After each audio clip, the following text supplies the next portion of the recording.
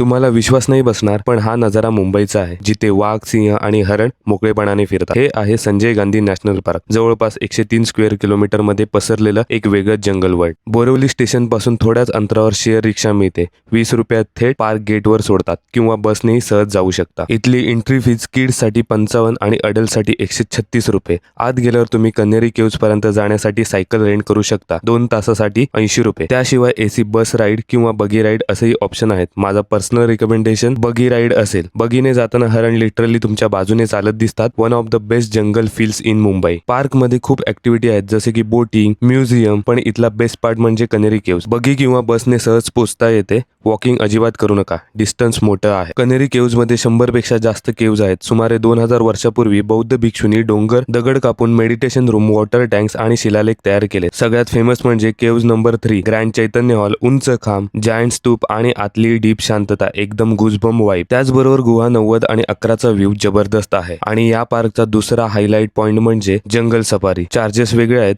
फुल safety मधून AC बसने जंगलात घेऊन जातात आणि इथले प्राणी फ्रीली फिरत असतात, जसं की वाघ, सिंह आणि भरपूर काही. बघायला गेलं तर जंगल त्यांचंच आहे, आपण फक्त इथे टुरिस्ट आहोत. जर तुम्ही मुंबईमध्ये असाल तर नक्की इथे व्हिजिट करा.